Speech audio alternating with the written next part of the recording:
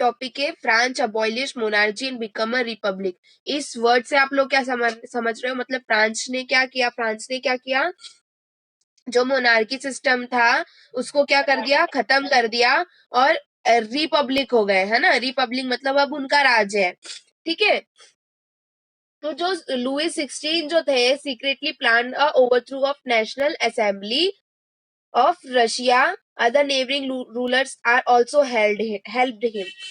मतलब क्या था, जो लुइस 16 जो थे वो फ्रांस के लिए मतलब बहुत ज्यादा समस्या का कारण थे, है ना।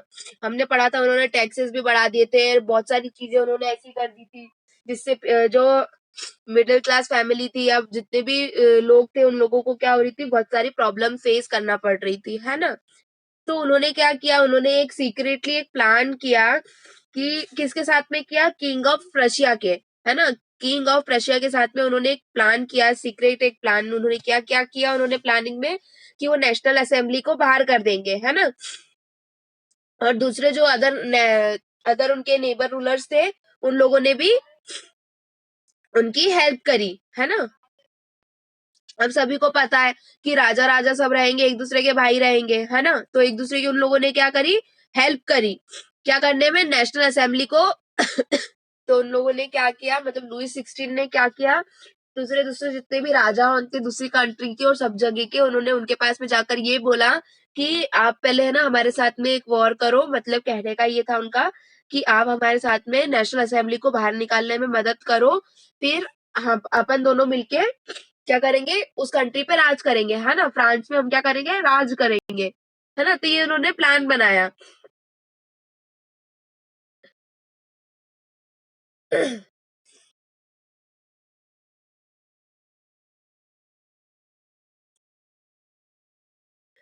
ऐसे करके उन दोनों ने क्या करा, नेगोशिएशन कर लिया एक दूसरे में कि हम लोग एक दूसरे की हेल्प करेंगे, है ना। और दूसरे जितने भी नेबर्स रूलर्स थे, उन लोगों ने भी क्या किया, उनकी हेल्प करी। बट वो लोग उनके प्लान को ऐसा कुछ करते, मतलब उनके प्लान को वर्किंग में लाते उसके पहले ही क्या किया, नेशनल असेंबली ने डिक्लेयर कर दिया war against Prussia and Australia, है ना। किसके अगेंस्ट उन्होंने वॉर करवा दिया नेशनल असेंबली ने, प्रशिया और ऑस्ट्रेलिया, ठीक है। Assembly voted in April 1792 to declare war against Prussia and Australia, ठीक है, आया समझ में। उन्होंने दोनों के खिलाफ क्या कर दिया, वॉर छेड़ दिया वहां पर। Thousands of volunteer throat from the provisions to join army. कितने सारे वॉलंटियर्स ने ज्वाइन किया आर्मी, थाउजेंड्स ऑफ ने, ठीक है। हजारों लोगों ने क्या किया, आर्मी ज्वाइन की। This is a war of people against king and aristocracies all of our Europe. ये जो वॉर था वो किसके अगेंस्ट था, पीपल के और किंग के अगेंस्ट था, है ना। किंग्स और जितने भी एस्ट्रोटेशियस थे, मतलब जितने भी उनके साथी थे, और जितने भी जो भी लोगों ने ये प्लान बनाया था, उनके खिलाफ लोगों क्या थे, खड़े हो गए थे वॉर करने के लिए। कहाँ पर, यूरोप में, है ना। Among the patriotic songs, this song was the Marseillaise composed by the poet Rouget de Lisle. देखो क्या था, अब अगर हम कोई भी ऐसी चीजें करते हैं तो देशभक्ति की भावना कैसे जागेगी, सॉन्ग्स के थ्रू, है ना। अगर हम लोग सैड होते तो हम लोग के क्या, सॉन्ग सुनते तो, और हमको और रियलाइज होता है कि हाँ हम लोग इस वजह से सैड हैं, है ना। या फिर हमको अगर देशभक्ति की भावना अगर अपने अंदर जगानी तो हम क्या करेंगे, सॉन्ग्स सुनेंगे, हमारे आसपास वैसा एटमोस्फेयर क्रिएट करने के लिए। तो उन लोगों ने भी एक सॉन्ग निकाला और उसका नाम क्या दिया, मार्सिलियस, है ना। ये शायद फ्रांस या यूरोप का वर्ड है। किसने बनाया था, वो poet Rouget de Lisle ने, ठीक है। It was sung for the first time by volunteers from Marseilles. तो ये किस किन लोगों ने फर्स्ट टाइम गाया उसको, मर्सिलियस के वॉलेंटियर ने, है ना। As the march into Paris and so got its name. The Marseillaise is now the national anthem of France. जैसे हमारे यहाँ की नेशनल एंथम है ना, वैसे वहां की नेशनल एंथम कौन सी बन गई, मार्सिलीज बन गई, ठीक है। The revolutionary wars brought losses and economic difficulties to the people. अब देखो, अगर कोई सा भी वॉर होगा, कुछ भी होगा, तो है ना, बहुत सारी चीजें इकोनॉमिकली भी पीपल्स क्या होते हैं, इकोनॉमिकली भी पीछे हो जाते हैं, ना, बहुत सारी चीजें होती है।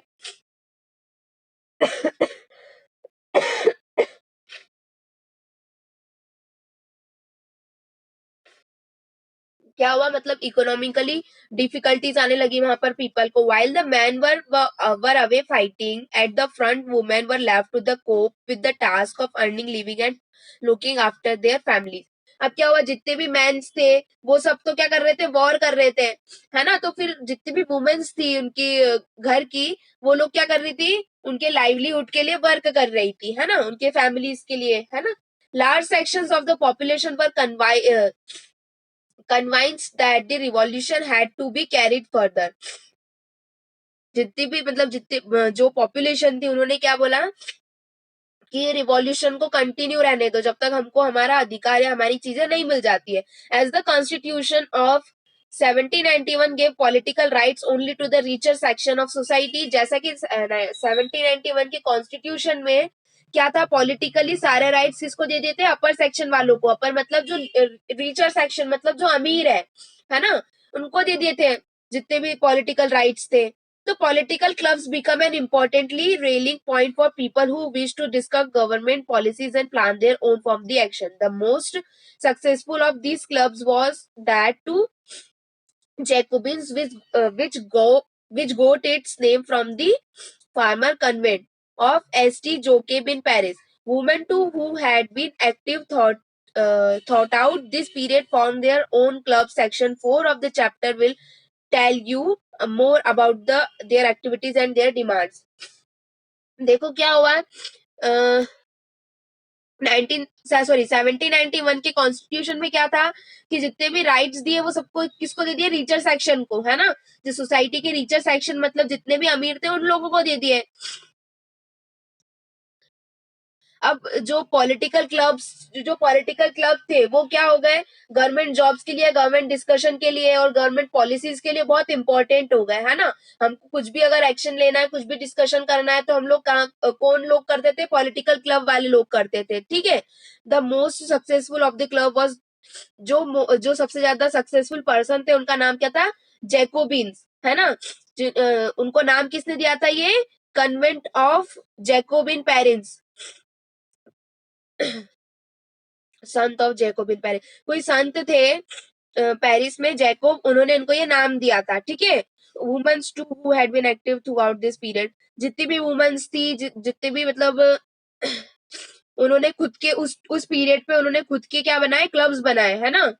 सेक्शन 4 जो इस चैप्टर का सेक्शन 4 है वो आपको और बताएगा इसके बारे में कि उन्होंने क्या क्या एक्टिविटीज और कैसी कैसी डिमांड्स उन्होंने रखी थी. The members of the Jacobin club belong mainly to the less prosperous section of society. इसका मतलब जो जैकोबिन क्लब जो था, है ना, वहां पर मेंबर्स जो थे वो कहाँ से बिलोंग करते थे, जो मतलब प्रॉस्पेरियस. तो जो जैकोब क्लब्स में कौन से मेंबर्स थे, प्रॉस्पेरियस सेक्शन वाले. प्रॉस्पेरियस सेक्शन वाले मतलब जो जिसका समृद्ध, मतलब समृद्ध बोले तो प्रॉस्पेरियस का मतलब होता है समृद्ध, ठीक है. और समृद्ध का मतलब, यस, क्या बोल रहे थे हम, प्रॉस्पेरियस सेक्शन वाले लोग जो थे वो वहां पर ज्यादा थे. प्रॉस्पेरस मतलब समृद्ध मतलब जो फाइनेंशियली और इन सब चीजों में जो पूरे प्रॉपर रहते हैं ना, उनको प्रॉस्पेरस सेक्शन वाला बताया गया है, ठीक है. ये एक हार्ड वर्ड हो सकता है आपका. They include small shopkeepers, artisans such as shoemakers, pastry cook, watchmaker, printers as well as servant and daily wages worker. उन लोगों ने किस किस को ऐड किया, उन लोगों ने शॉपकीपर, आर्टिशियंस और इन लोगों को सभी को क्या किया, ऐड किया. Their leader was Maximilien Robespierre. उनके लीडर कौन थे, Maximilien Robespierre. A large group amongst the Jacobins decided a large bearing long strip towards similar to those worn by dock workers.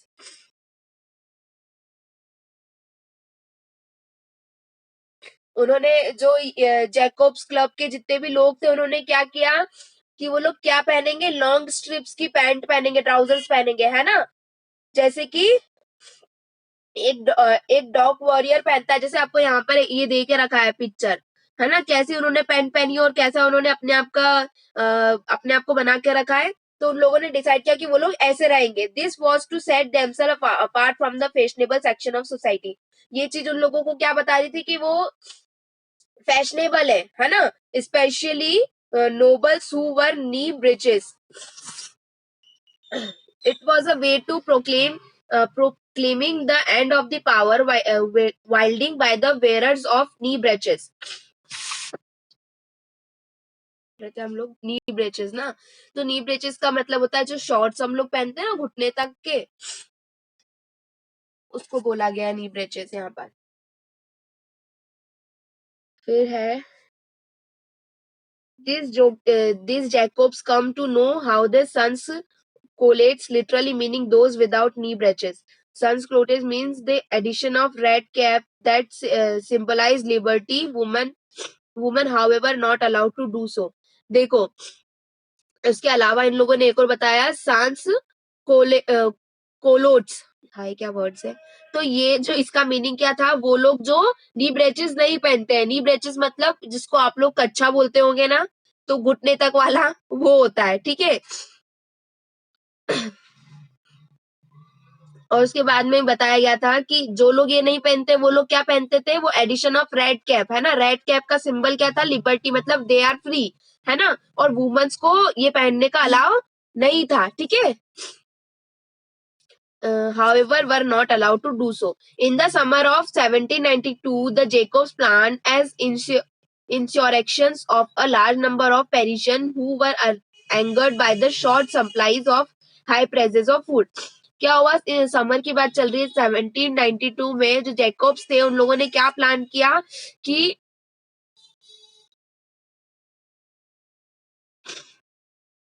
जो लार्ज नंबर वाले जो Persians है ना, जो Persians है वो क्या कर रहे थे, वो गुस्सा थे. क्यों? क्योंकि क्या हो रहा था वहां पर, ज्यादा ज्यादा पैसों में फूड सप्लाई हो रहा था है ना. बहुत ज्यादा एंगर्ड थे वो.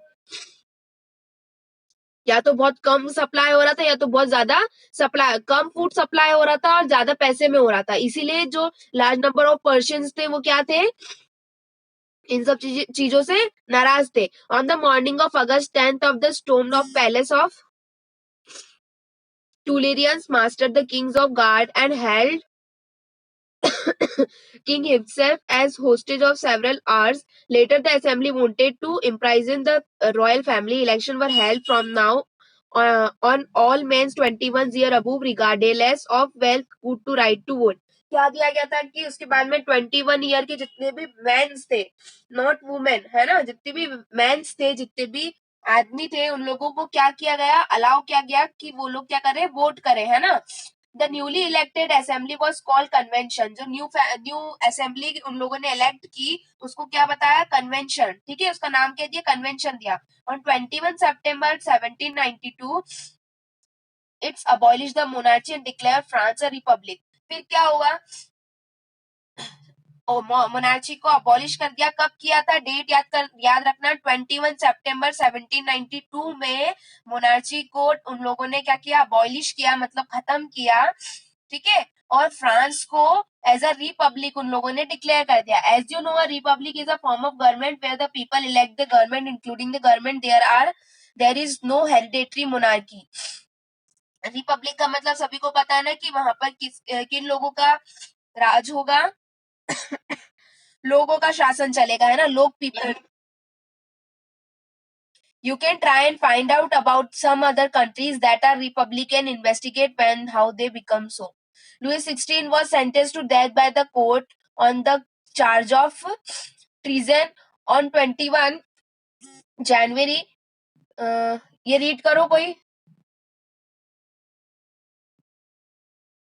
अंकित रीड करो ये पैराग्राफ लास्ट का. हाँ. Louis XVI was sentenced.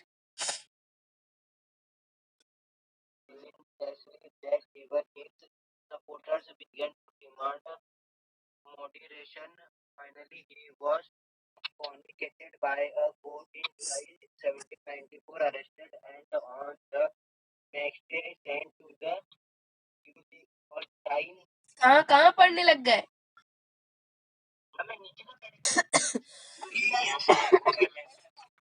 कल हम लोग ये कंप्लीट तो नहीं होगा यार, क्योंकि अपन को ये पढ़ना है द रीजन टेरर, फिर did woman have a revolution, बहुत बड़ा चैप्टर है ये।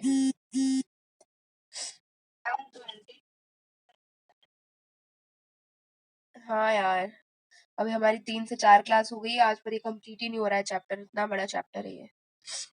फिर इस चैप्टर के भी क्वेश्चन आंसर 20 पेजेस के होंगे मेरे ख्याल से।